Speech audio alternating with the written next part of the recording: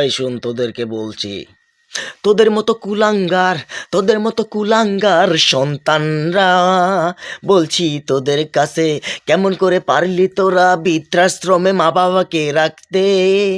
তোকে কি কখনো মা বাবা ছিল নাকি রাস্তায় ছেড়ে দেয়নি? তো কেমন করে পারলি তুই বাবা মাকে বৃদ্ধাশ্রমে দিতে? তুই বেঈমান, তুই নালায়েক, তোর টাকা কোটি হলেও মাপ পাবি না বাবা মার কাছেও। একদিন যখন থাকবি না তোর বাবা মা কাছে, তোর টাকা ধন সম্পদ নিয়ে শান্তি পাবি না রে। ওই মা যে কেঁদেছিল তা তোর লাগে রে। মা তো দেয় না অভিশাপ, মা তো দেয় না অভিশাপ, কিন্তু মায়ের মন কালো হলে, বাপের মন কালো হলে পুরে হবি সারগার। জান্নাত তো দূরের কথা, জাহান্নামের আগুনেও বিকট ভাবে পুড়বি। বাবা মাকে কেমন করে পারলি রে তুই কষ্ট দিতে? কেমন করে পারলি?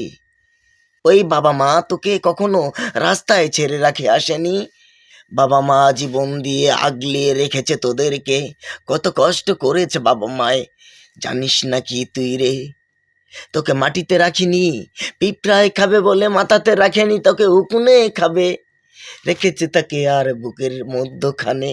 ওই বাবা মা কেমন করে পারলি তোরা কষ্ট দিতে? জান্নাত তো নামাজ পড়ে খাল তুলেও পাবি না, বাবা মায় যদি করে তোর জন্য দুয়া, তুই, তোর জন্য দুয়া, অতি শীঘ্রই তুই যাবি ওই জান্নাতে। বাবা মার সাথে কেমন করে করলি বেইমানি? বাবা মার পায়ের নিচে আসে রে জান্নাতেরই। ওই জান্নাতে যাইতে হলে বাবা মাকে সেবা দিবি অনেক দূরত্ব। তোর কোটি টাকা হইতে পারে, টাকার মূল্য নাই রে বাবা মার দোয়া যদি তোর সাথে না থাকে।